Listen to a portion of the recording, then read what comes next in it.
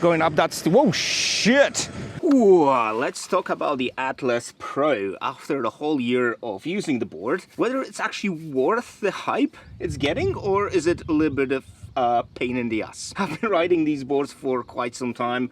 One wheel has been one of my most used PEVs of all times, but I've also been riding electric skateboards since the boosted board came out, and I've always been in favor of 4 wheels over one. However, the simplicity of the one wheel was always kind of a deal breaker, so to speak. I mean, you can just pull this out of your car, van, whatever, drop it on the ground, switch it on and take off, whereas with the skateboards, you have to get the remote synced up and you've got one hand occupied and all this kind of stuff. The great thing about the Atlas is I just feel a little bit safer on this board than anything else I've ever ridden. Not only you can stop wherever you want and you don't have to fight the balance, but it also feels super planted when you're riding it. And yeah, the main thing about this board is that it is bloody heavy, and it's not something I would consider as a portable everyday board. That's why this little guy here, the Flex Pro, is probably my most used skateboard, just like the boosted was, because of the form factor and you can actually move it around. But I'll talk about this one in the next video, because there's a Pro 2 that just came out that is being sent my way, and I'll update you as soon as it comes in, because I can't wait. With a little bit more power, more responsibilities, that kind of stuff, it should be pretty exciting ride. Back onto the Atlas. Now, this board is designed for riders who are going off-road quite often, or you're going in maybe less than perfect terrain.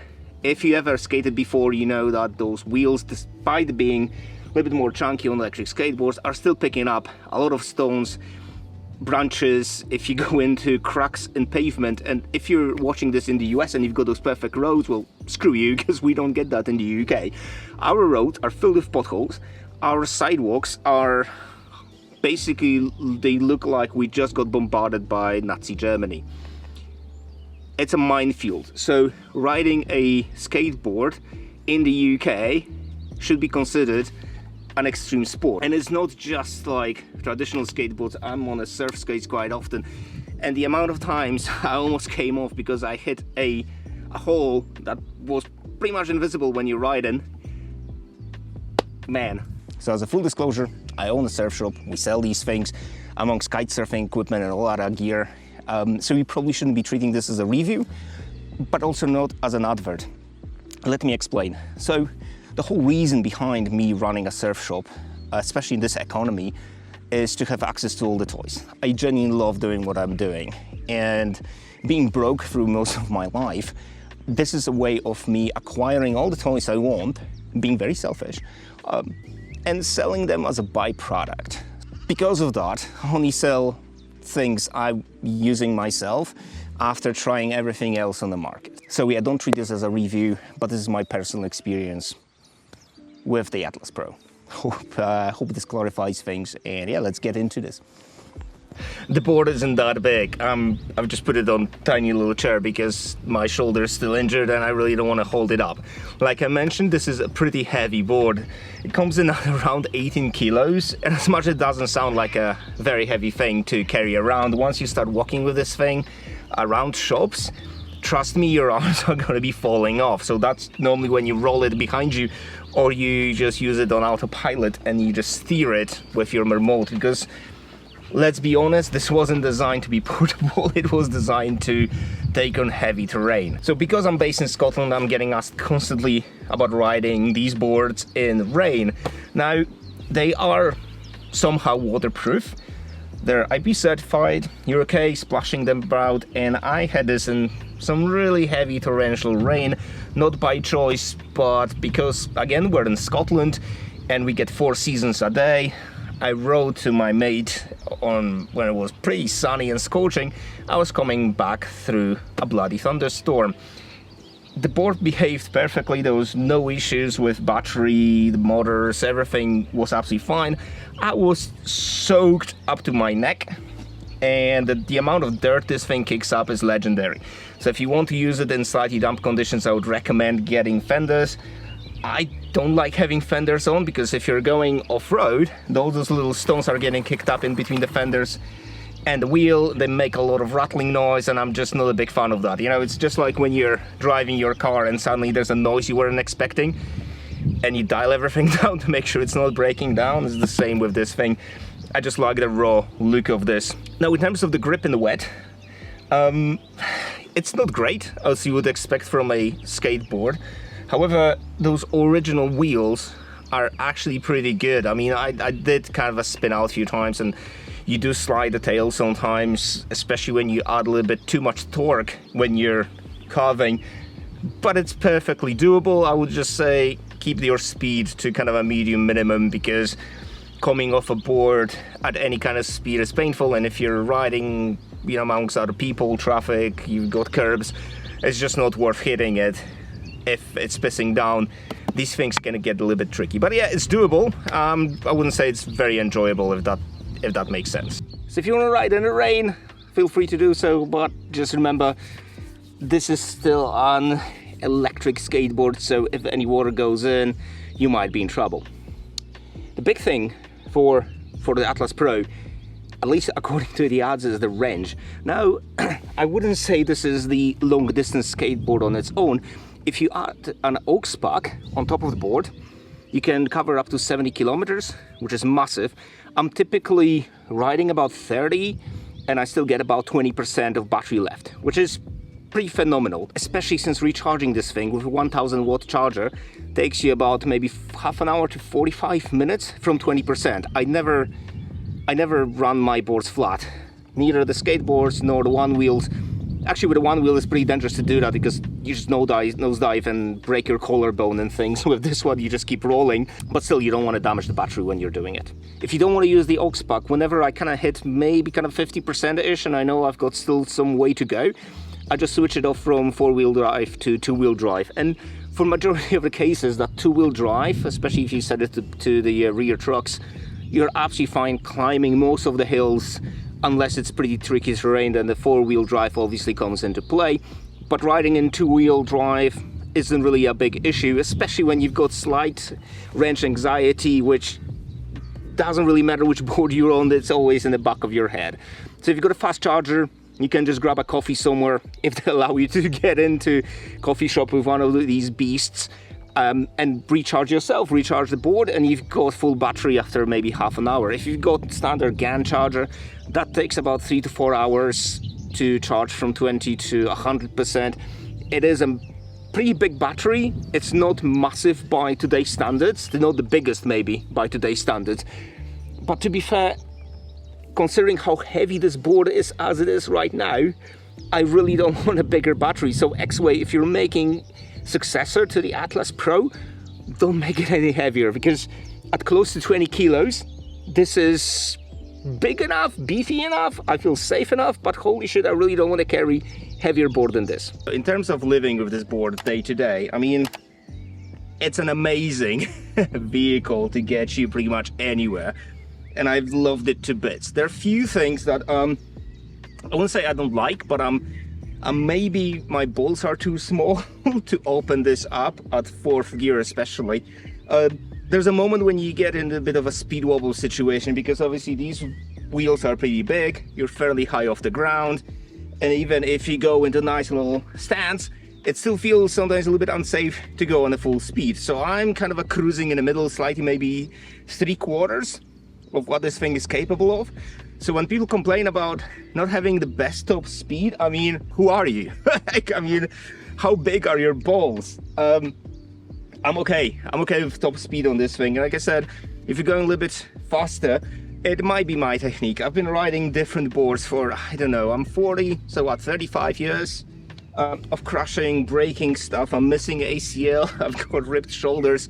I had my fair share of crushes, so this in the middle of the speed range is absolutely fine. I don't really need to go any faster than what this thing is doing. I can't even max this out properly. So if you're looking for a review of someone blasting it, if they've got a full body armor, and like I said, bigger side of balls, be my guest. But for majority of this stuff, this is the max I can take, and I'm absolutely okay with that, man. I don't really want to rip anything else off.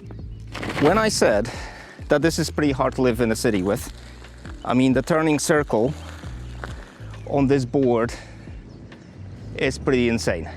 So, this is 85 kilos pushing on the rail, and I'm still kind of making the turn, but it feels like if you've got a Volvo V70, you know, one of the really big ones, it's pretty much the same sensation as trying to turn this thing. But all you have to do is press this guy twice, change in tank mode, and then voila. Needless to say, don't do that if you're on the board, because if you're watching this video, that means you watched hundreds of videos on this board before this one. Pretty sure you did. I'm pretty sure you did a deep dive on the specs and the app and power in the motors and the battery sizes and all this kind of stuff. So I'm not gonna go into any of that. This is purely my experience with the board, living with it day to day. One thing I really want to mention is that if you're speccing out your brakes, so you go into the app, and I think it comes with default setting of 2. Now, 2 will slow you down, it's not going to stop you. However, I found that anything over 7 will throw you off the board. So my kind of default is about 5 to 6, depending where I'm riding. If I'm going down the steep hills, 5, 6 is good, and you really need to lean back on this board because not only of the brakes themselves, but these wheels are very grippy. So if you're on tarmac, you're gonna stick to it like a fly to a shit. And well, the board's you're gonna fly off the board. If you're riding gravel, having a little bit of extra braking power helps. You need to get ready for a little bit of a sliding situation, but if you've ridden any mountain boards in the past, you know how it feels when you're on the gravelly roads and everything moves with you when you brake. But yeah, brakes on this board are pretty impressive. So this is 2-wheel drive, and we are a little bit struggling here.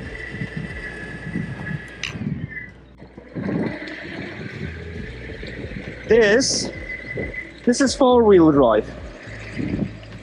So because I'm a little bit of a thick muppet, I forgot to charge my GoPro, as you do. So we're climbing this hill with a DSLR and a gimbal. Better not wipe out. I'm trying to kind of pay attention to the camera and the road. It's not working. Anyway, this is second gear, going up that whoa, shit! This is when I told you about this kicking? Yeah! So yeah, climbing this fairly steep hill. No issues whatsoever. This is second gear, mind. You know, I'm not even opening it up. The thing says we're doing 24 kilometers an hour. I don't know, I can't do conversions. I guess this is like 16 miles an hour, but given this is not even half power of the board, it's pretty damn impressive. And this is pretty steep, like steep. This board, yeah, it takes you anywhere. You just have to kind of pay attention, because like I said, there's shitloads of potholes everywhere, hundreds. Like if you're riding a city, I would argue that these back roads, which is like 5 minutes away from my house right now, have better roads than Edinburgh, which is a pretty freaking major city. But yeah, this is, whenever I ride this board, man, oh, it's so much fun. There's one thing that is kind of a, I don't know, might be obvious, but kind of a pro tip. This board, you might not hear that because the mic is attached to me, so it's pretty good at noise cancelling stuff. But like any electric skateboard, these are pretty loud. So if you're riding at any kind of sensible speed, both the motors and the tires will make quite a lot of racket. So keep your eyes open if you're riding on anything but designated trails. Obviously, if you're in the UK, it's illegal to ride anywhere else apart from your private land. Because, you know, we live in 1920 and we still call roads carriageways, which is a funny thing, because they're encouraging low emission zones everywhere, well, enforcing, fining you if you don't have an electric vehicle. Trouble is, people can't afford electric vehicles, and when you're trying to ride electric vehicles, you're getting stopped and fined. As much as I know that might sound bonkers to my US friends, but you can lose your driver's license if you collect enough points by riding your PEVs. Bit stupid, eh? But yeah, keep your ears peeled for incoming traffic. I've got a back cam here right now, so I'm kind of I can cruise, I can see in front of me. But yeah, I had loads of situations when I was like being tailgated by someone, No one was ever pissed because they normally are pretty surprised that you're riding one of these. But you really don't want to die on somebody's hood on a windy back roads. Here, that's a good deed of the day. Done. Okay, when it comes to carrying this thing, it is a bit of a chunker. So best way really is to drag it behind you. Or if you really want to do this, you can carry it, but feels like a bit of a hard work. Or just roll it, because that just makes sense. So we went through pretty much everything I wanted to cover. There's one more tiny little element to this whole shebang, which is whether you should get that board as a beginner, and this is a question we get asked quite often in the shop. I mean, I guess it's the easiest board you can start off on because it's so stable, it just makes life so much easier than anything else. Those big wheels are eating up whatever terrain you throw at it, so if you're riding pavements, if you're riding uneven surfaces, it's just great, it's just effortless. And I know I can put a beginner on this board in the first gear and they're not gonna wreck themselves. But at the same time, you know, if it's your first board ever, you have to ask yourself a question whether you're actually gonna use it that often. And if you're just testing the water, dropping close to $2,000 is a lot. So there are cheaper alternatives out there. You can go with the standard Atlas, which is absolutely fantastic board, even the two-wheel drive model, which is even cheaper, and then pass it on, sell it on, and upgrade if you decide to stick with this kind of board, or you can start with something much smaller. However, my personal experience is that I don't really like tiny boards. They're just a little bit too twitchy, and if I'm putting a beginner on any of these boards, they don't feel as safe as on a big guy like the Atlas, or equivalent in other companies, because again, this is not the only all-terrain board out there that's worth recommending. It is my favorite all-terrain board, if that makes sense. One thing I forgot to mention is that when you're setting up your brakes in the app, it's worth switching the gear selection to available during riding, because normally the default is that you have to stop and change the gears. So if you're climbing a hill or you want some extra speed, it's good to be able to shift that gear upwards so you can speed up a little bit, or if you need extra power. One of the questions being asked on social media, I want to address it since we're talking about the board, is the Exway app. There are two apps. So X-Skate is the one you want for the Atlas, for Flex Pro, all the newer models, which is confusing because there's two apps in both iPhone and Android stores. Get the X-Skate app. What's not obvious is how to modify the settings.